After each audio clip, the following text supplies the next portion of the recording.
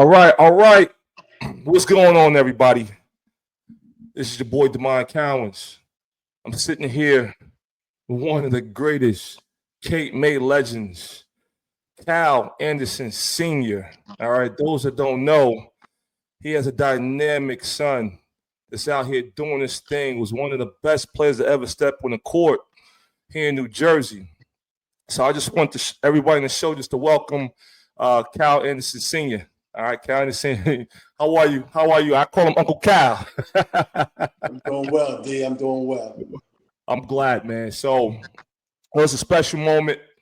The idea of today's show is to really get the perspective of someone that's real, that's authentic, that's just been through the whole process since their son has been, born, and just talk a little bit about their plan, the background, and we're just gonna get right into it. So Uncle Cal, man, I'm gonna call you Uncle Cal because I've been knowing you since 2001. I've been knowing your son since he was about 3 or 4 years old, and your nephew is my closest friend to this day. That Ahmad Rasul that helped me get those 1,900 points when I was at NJIT. So it's nothing but love and respect for the Anderson family all the way around. All right, let's get a little bit into your background. Okay, well, as you stated earlier, I grew up in Cape May, New Jersey. That's the southernmost part of New Jersey. Went and played basketball at Glassville State College, which is now Rowan University. Entered the education field as a middle school teacher back in 1996 in Jersey City, New Jersey. And that's also when I started coaching at Snyder High School as an assistant coach. Did that for about 4 years. Then I went into the head coaching position at Ferris High School in Jersey City. Did that for about 12 years. And then when little Kyle got to be about 14, going into his 9th grade year at Patterson Catholic, by then I was coaching at St. Peter's College as an assistant coach. And then I stopped coaching just to watch his growth and his progress. Absolutely. I definitely understand what that means. That once you get to a point where your kid is at, like, yo, man, I'm not missing any more games. Like, I can't do it. It's not worth it, So at some point, you had to realize, like, yo, man, there's something special with little Kyle, man. There's something special going on here. Do you remember around what age did you say, you know what, man, I think I might have something special going on here? I would say, and you have to know your child. I would say at 6 years old, he started doing basketball camps. As an educator, we supplement our income in the summertime by doing camps and clinics. And every camp and clinic I would go to when he was 4 years old and up, he would go with me. And play against the 7, 8, 9-year-olds. And at 6 years old, I remember one morning we had to go to Basketball City across the Hudson, and he said he didn't want to go. So I was like, great, that it makes it easier for me because now I don't have to worry about him. I left, came back. The next morning, he was up at 6 o'clock in the morning to make sure he didn't miss me going to camp the next day. Right then told me this boy is something special because, I don't know if he thought I was going to beg him to come the next day or the day when he said he didn't want to come. Not me. And the next morning he was up bright and early, way before I was, to make sure he didn't miss me by, going to camp that day. Man, you know what? That's so interesting, man, because when you see that at a young age, like you like, man, I'm not forcing you. I ain't pushing you. My man, it's all right. I ain't got to worry about getting you together, feeding you and all that. Nah, we good. And the next day he like, nah, I'm not missing it. Exactly. Man, that's just so I mean, and part of that is I would say that's why that's kind of like that innate that wiring that he had since a young age and that Yes. competitive nature, and that's what kind of set the tone. You know what I'm saying, moving forward. And as we could talk a little bit about, I mean, he had to have like one of the most winningest high school careers, like in New Jersey, right? I mean, when I mean, he must have won like some stupid number of games. One time, me and one of my friends, Anthony Nicodemo, who actually got me the coaching job at Ferris, he was the Ferris assistant. We tried to figure it out. Who had, first of all, in order for you to be in this conversation for the winningest player in New Jersey history, you had to get to at least 2 TOCs and win them. Okay, so that eliminates a whole lot of people. So when you really think about it, the person with the most wins or the player with the most wins is going to come from St. Anthony's, since they went to more tournament of champions than anyone, or at least one more tournament of champions than anyone. And then you have to say, well, okay, well, who was a 4-year starter and went to that many tournament of champions? So it comes down to Little Kyle, Bob Hurley Jr., and Jerry Walker. Wow. Because both Jerry Walker and Bob Hurley Jr. both were 4-year varsity players for Bob Hurley and St. Anthony's.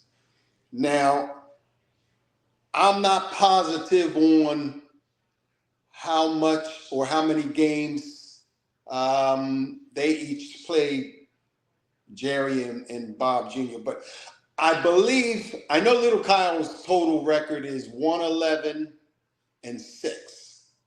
as a varsity starter. And 5 of those 6 losses came in his freshman year at Patterson Catholic. At Patterson Catholic. His sophomore, junior, and senior year, I think he was something like 93-1. In his last 2 years at St. Anthony's, he was 65-0. Hold on. We gotta repeat that again so people can understand what you just said. His junior and senior year at St. Anthony's, his record, the team's record for 65-0. Yeah, they didn't lose a game. 65-0. Junior year, they were national champions. Senior year, they ended up number 3 in the country. But Max Prep had them as the number 1 high school team. They considered Oak Hill Academy a prep school. So, you know. Right. Wow. But wow. I will say this. When we did try to figure out Jerry Walker and Bob Hurley Jr.'s record, I do think Bob Hurley Jr.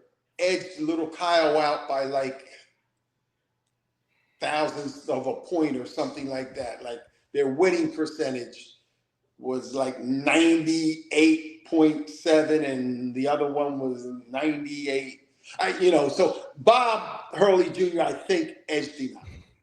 Yeah, but that's like a hairline edge, man. It's basically like tied, man. We can call it a tie if you want I got you, man.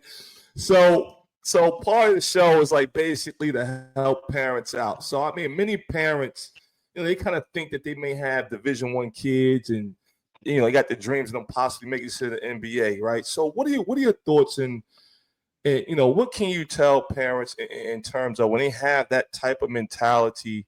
What is something that you can help them to kind of get a clearer perspective of what that even means? Well, the first thing I want to say to any parent, and I do say to any parent, is there is no blueprint. There is no right, wrong. There is no step 1, 2, 3, 4, 5 that will definitely get you to where you feel your child should be. So what worked for me may not work for the next person. What worked for the next person may not work for me. But if I had to explain my method of madness, it was, first of all, I knew my child. I knew by the time he was playing competitive national basketball, 8 years old, 9 years old, I knew he loved the game. He didn't like the game. He loved it. There was nothing he did that didn't during the day that or during every day that did not consist of basketball. And I can literally say this from the age of 3 on, he played basketball in some sense, whether it was dribbling in the backyard, playing Nerf basketball on the second floor or in the basement. He played basketball every day. Thanksgiving, Mother's Day, Christmas, every day. And not from me prompting him to. Just that's how I knew he loved the game. At 11 years old, he said he wanted to be a pro. And I said, my man, it takes a lot to be a pro. He said, I know, that's right. I said, okay. So after that point, now you give me the green light to be a dictator. He wasn't in a democracy. He had no say over his basketball whatsoever. I controlled everything. I told him who he played with, when he played, why he would play. And some parents don't have that relationship with their child to where they can be a complete dictator. I did, and I always walked the tightrope on whether or not he was going to lose the love or resent me or whatever. And I just had to, roll with the punches and hope that both those negative aspects never materialized. And thank God they didn't. Absolutely, man. I tell you, and I think that when you speak about your background from playing the game and then also coaching the game, and when you're a son, you can see he's serious about it. You're like, yo, all right, you're going to be serious about this. Well, I know how to get you there. Right. And the fact that desire, allow for him to say, I'm going to listen to my dad, because I think sometimes, boy, that dad and son relationship when it comes to sports, or you coaching your son in basketball, whatever, man, I know it could be tough at times. It can. Well, as I said earlier, I alluded to earlier, you got to know your child. I mean, little Kyle is a better person than he is basketball player. He was a tremendous kid. I mean, as long as you fed him and let him do his basketball, you never heard a peep from him. He never gave you a problem. He's never talked back. He's never not did what I asked. I've never had, I truly can't think, as an adolescent, I can't think of anything negative he ever brought to me. I mean, he was just that good of a kid. And because he didn't do a whole lot, it was school, basketball, home. School, basketball. He did play other sports. He was a very good football player. Very good. Like, I think he would have been a major Division I football player if he would have kept it up. He was a quarterback. He was a very good quarterback. So knowing my kid, I knew I could be a dictator with him. And I knew his mother would give him the love and coddling that he needed. I wasn't giving it to him, but I knew his mother would. He would get. She was going to give him that balance. Yeah. That's not my job. That's not how I leave that to his mother and his siblings. No doubt. Some people going to watch this and be like, wait a minute. The dad said, man, he was a dictator, blah, blah, blah, blah, blah. Explain a little bit more so people can understand, like, elaborate what that means, Okay, and that's a very fair question. When I say dictator, what I mean by that is I'm going to make the decisions on your basketball world, okay? There is never going to be a time when you say, I want to go play for this team, or, I'm not going to play for this team, or let's go to another team. He didn't, and I think it helped him out because he played a lot in New York. And in New York, the coaches go to the kid and ask the kid, you want to play with us next week? And the kid will show up to UDC, to IS8, to Rutgers, and play with them. Like, they don't go through the parent. Little Kyle was raised that, look, man, they have to come through me. He knew at 10 years old when a coach said, you got to go talk to my dad. And so it took the pressure off of him. And then by the time he got to be 13, 14, 15, all the coaches knew, you got to talk to his dad. Little Kyle, he doesn't make any decisions. So when I use the word dictator, I only mean it in a sense of I made his basketball decisions. And one of the things, as the decision maker, I did is I always put him in a position to win and never to be the best player on the team. So he wasn't the best player on any of his teams until he was a senior in high school. And the reason for that is, if you're the best player, how do you get better?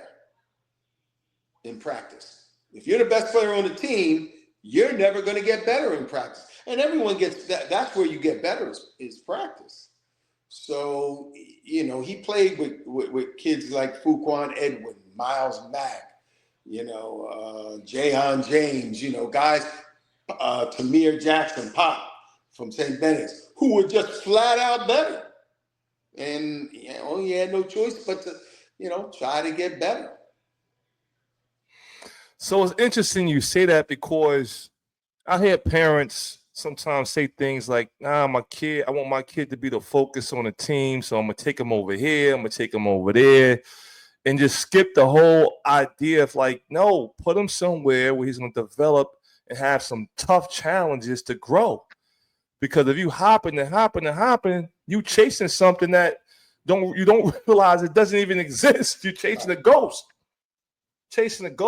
So, man, that's something right there, man. And that's very interesting, because that was one of the first times, and we've talked a lot, that I've listened to you said, I made sure that he wasn't the best player on the teams he played on until his senior year of high school.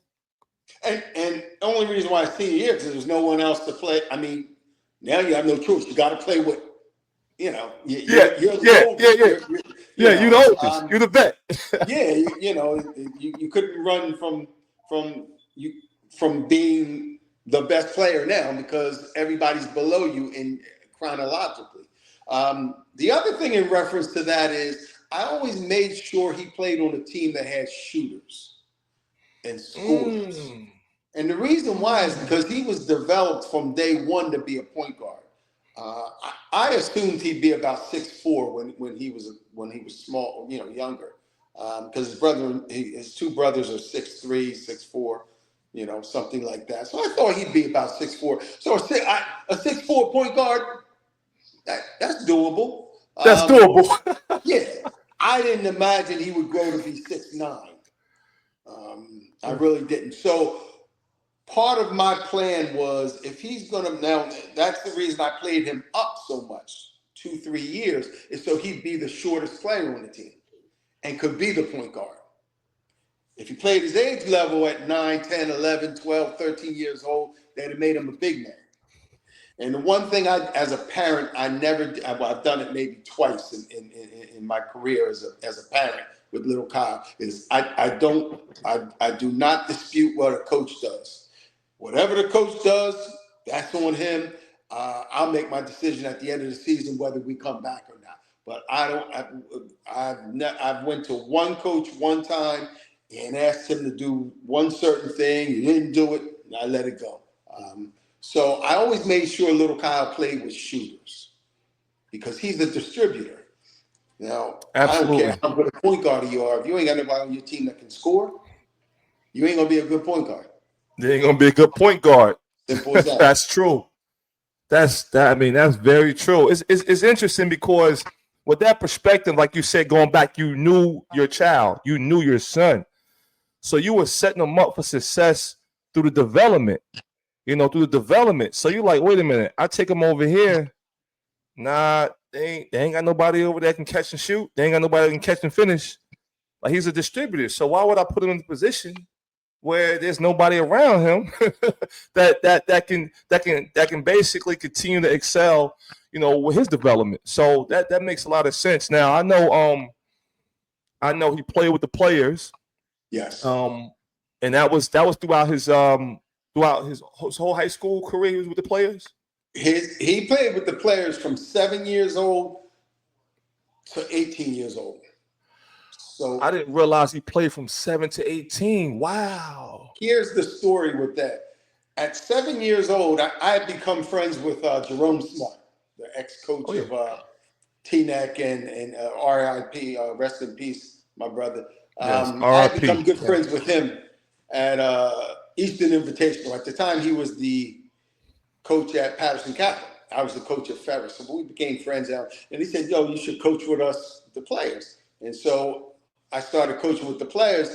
And Kyle was 7 years old. And so Kyle tried out for the 9 and under team. And he got cut. And so when I went to my 15-year-old practice later, I told Jerome and Jimmy Salmon, who ran the players, that Kyle got cut from the 9 and under team. And Jerome was like, huh? What do you mean cut? They cut him. Right. This verbatim is Jerome Smart. If you know Jerome Smart, he's such a character. Jerome was like, nah, he don't get cut. He picked up his cell phone, called the coach and said, he don't get cut. So what the coach did is, you can come to practice, but you won't play. So the whole spring of his 7-year-old season, he just went to, now this is with Tamir Jackson, Pop. Jayon James was on that team. Fuquan Edwin was, and Kyle was 7 years old. And he was, luckily Pop would look out for him, and because some of the kids would try to, bully him, and Pop wouldn't let it happen. And then in August of that summer, some kids stopped showing up, and he got a uniform. And so he started playing with their, was it 9? It might have been 10. I think it was 10 and under. He was 7. It was 10 and under because he played with them. So then the next year when he came back as an 8-year-old with the players, him and Miles Mack was the backcourt, and they were underclassmen. Miles was 9, Kyle was 8, and they were playing 10 and under. They won the state championship and everything for AAU. And then the next year they were both 10, or they played 10 and under again. Miles was 10, Kyle was 9. They won it again. And the good team at that time was Central Jersey Hawks. I want to say Central Jersey Hawks. And we smacked them. Well, when Kyle turned 10, I couldn't let him play a third year of 10 and under. Right. Because then I was going to be entertaining. Oh, he's too old, because he just played 2 years or maybe. So he went with Miles Mack to 11 and under, even though he was only 10. So that's when he started playing up. And, we then took him over to New York because he needed to play against quick guards.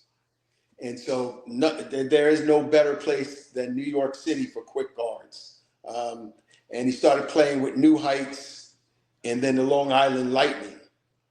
And so as an 11-year-old playing with the Lightning, now he was playing his age group with the Lightning. And they got third place in the national championship, the AAU Nationals, as 11-year-olds. As 12-year-olds, they won the national championship. As 13-year-olds, they came in fourth. And as 14-year-olds, 8th graders, they won the national championship. So they won the national championship 2 out of 4 years, playing with the Lightning. Now, he was still playing with the players. He was just playing a year up. Right. He played up with the players, and then with the Lightning on the national scene, he played his age group. Correct. Exactly. That's exactly how it was. He played the hood tournaments in New York with the Lightning also. But if the Lightning went to a regular tournament, nah, man, you can't. Because they had a hell of a team. He wasn't the best player on that team. I mean, when they were 14, their first 6 were major Division I players. Eventually played major Division I play. College.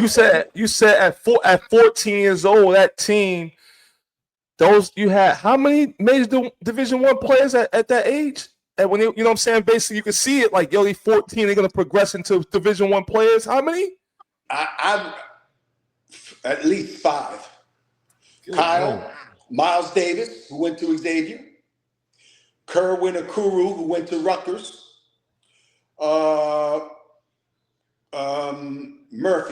Kamari Murphy, 6'9", who went to Oklahoma State and somewhere else, and Danny Dingle, who went to Temple. And okay, there you go. There's 5. There's 6 right there. Major Division I player. And there were other players. And this kid Brent, I can forget Brent's last name, but he was the best player on the team. But he was one of those kids who was already 5'10" and never got past 5'10". Him and another kid, Manny, they were just developed at that age and never. Right. Yeah, never. But they had genetics matter. Genetics matter. Yeah. Genetics matter. So, in this day and age, we're seeing a lot of players playing down. Like, what's your thoughts on like players that are okay or they're good for their age, but they play down and now they look like superstars because they're playing, down the level in terms of their age? Like, what's your thoughts on that? Well, ultimately, the goal is to get a scholarship. That's your goal. If you're a parent and that isn't your goal, then you need to rethink your values, because that should be your goal. I want to get my son or daughter a free education. And I've seen examples of when kids played down and it did foster into a free education for them. So, I mean, if it can get you a free education, I'm all for it. If you're obviously not going to excel in basketball to where you're going to get a scholarship, I mean, why? Why are you doing it? I don't understand it. But there's a time and reason to do that, and I've seen it done effectively, and I've also seen it be abused. Yeah. Now I get it, man. I see it all over. Sometimes I think it just, and I go back to saying everybody got to run their own race. Right. Everybody's different. Everybody's different, man. So, it's just sometimes interesting. It's interesting to see, but it's also interesting to see how it pans out. Right. And I've never been one to. I mean, what every parent does what they do because they believe it's in the best interest for them and hopefully their child also. So I'll never micromanage another parent's decision. I mean, their decision is what they do because it's based on what they know, and my decision is based on what I know. Hey, different strokes for different folks. Absolutely. The thing is, I say before, we kind of wrap it up in a minute. And I say to parents sometimes, like, I mean, I say not just the parents, but my peoples, whatever. I'm like, look, man, I'm blessed to be a dad of a son that loves basketball. But if I'm going through something, as we all do as human beings with our kids in this journey, I can pick up a phone. I can pick up the phone and be like, listen, what do you think about this situation? How do you think I should handle this? You've been there. You've done this, right? So that's the part that, I think a lot of people, they're not as fortunate to have access to people that have been around the block, that's done it, and it's certain things that they worked, that worked out as, and say, listen, everybody's situation is different, but there's just certain key things, as a dad, that you could be like, look, you should try this perspective or think about that. And you're like, yo, I didn't think about that. Thank you. Well, you know what, D? You know what's more important than that? Is as a parent, you have to be able to listen and take criticism and take advice, because some parents, you can give them all the advice in the world and they just aren't going to listen. So, if I had to give advice to any parent out there, I would say be a parent with an open mind, not easily swayed, but an open mind, because no one has all the answers. My voice of reasoning was little Kyle. There were times when I wanted to fly off the handle and do something drastic with his basketball, and he would say, Dad, don't worry. I'll give you a perfect example. The one time I did go to a coach, it was his Patterson Catholic coach, and I said, if you're going to play Kyle, now he came out of his 8th grade years, #1 point guard in the 8th grade class, 6'4" point guard. I said, if you're going to play him, just play him at point guard. Whether you start him, whether you play him 3 minutes or 30 minutes, not my concern. But if you have him on the court, can you play him at point guard? He didn't. Okay, but I wanted to pull little Kyle right then, and little Kyle said, Dad, don't worry about it, because at the end of the game, guess what? Nobody's going to want the ball but me. Everybody else going to run from the ball in a tight game, and it's going to be in my hands then. And you know what? He was right. He was right. Game gets tight. Now, Patterson Catholic used to beat teams up bad, but games got tight. People didn't want the ball in their hands. And that's when people saw how good of a point guard he was, how good of a decision maker he was. So even as a parent, you have to be open-minded and be able to listen to someone. Yo, I'm just sitting back imagining that conversation, and at that age of 14 years old, to tell your dad, yo, nah, it's cool, Dad. Listen, here's my rationale for it. The way, yo, 100%. that is, see, that's, I mean, in my opinion, that's some next level stuff right there, man. Because some people would just be like, yeah, Dad, yeah, he ain't listening. Come on, let's get out of here, and then and then now you don't even get the lesson that was meant for you. You don't get that lesson. So that was yeah. That's high IQ stuff. Oh, no doubt. Oh, no doubt. So I got one more thing I want to ask you, and then what's the truth bomb, that all parents and players should be aware of? Like, so what's a truth bomb? Something that they should just some reality, a dose of reality that you can give like any parent, any player, just from your experience, like something that's just like, yo, this is what you need to be considering. Well, here's if I had to pick one thing to give that could be used by parents and players, I would say this: understand a coach wants to win. I have yet to meet a coach who does not win. So players, parents, if the coach isn't playing your son, it is not personal. Mm-hmm. Rare. I have not run into a coach who had a personal issue. It's not personal. He wants to win. And if your son gives him the best chance to win, he will be playing your son. It's better off you, and when I say you, I mean the player, realizing what's coach want out of me and get better at that. Because I there's two things I've never seen coaches do, and that's one, not want to win, and the other thing is And this is how you stay on the basketball court, rebounding. I've never seen a coach say, I'm not playing you because you got 13 rebounds in the game and you rebound too much. Never seen that. So you go out I've there and never seen rebound, that either.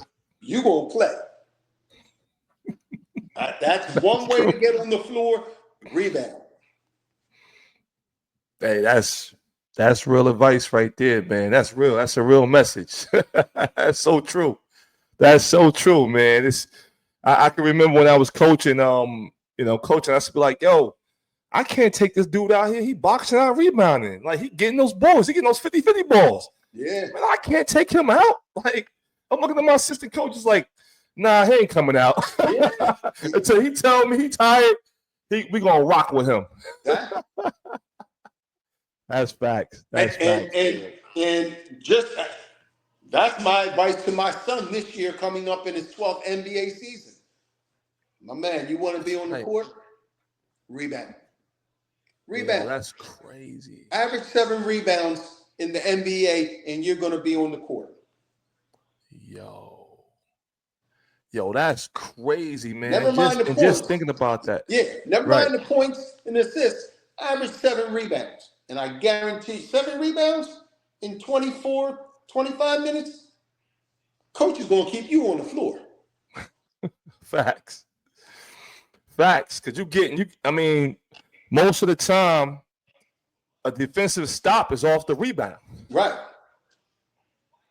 So if you averaging, like you said, 7 a game, yeah, we can't keep him on the bench. No. We can't subtract 7 rebounds from our overall rebounding. No. If it's one word of advice that people can take from that example, man, I tell you, man, that's real, because that's a hustle. That's a hustle situation right there. That's even for guards. That's for guards. That's even for guards. Yeah. Yeah, you ain't gonna bench and sit a joker that's getting you get good rebounds a game. You ain't doing that. That's good, man. That's so good. That's so good, man. So, listen, we gonna head out. But any last notes before we head out? No, I wish all the parents and players out there a healthy season coming up this high school and year, and like I said earlier, if there's one piece of advice I can give you is that, hey man, your coach is not the enemy.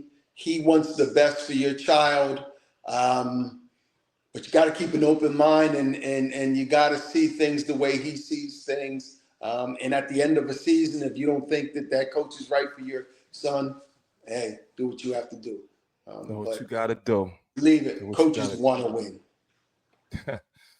Yeah, you're right. I never met a coach, especially in competitive level, that say, I just want to lose all my games. Right. I'm never heard that before. He gonna help me win, so I ain't playing him. Right. He gonna help me win. Right. Not happening, man. In the NBA, maybe when they're tanking. But not in amateur. Yeah, that's a strategy for that draft pickup position. That's professional ball. Yeah, that's professional ball. But yeah, high school level, high school varsity level, college level, guys want to keep their jobs. They got their records on the line. You know what I'm saying? They got to pay their bills, especially at the college level. You know what I'm saying? We want to play the players that's going to help us get this W. Yeah. Simple as that. All right, Uncle Kyle, man. Listen, I want to say thank you again. And I wish Lil Cal an upcoming season. Great season. What is he at now with Utah, or what's going on? He got traded to Utah, so he'll suit up for Utah this year. I'll be catching a lot of those games on TV, man. So all right, man. Listen, thanks again. You're welcome.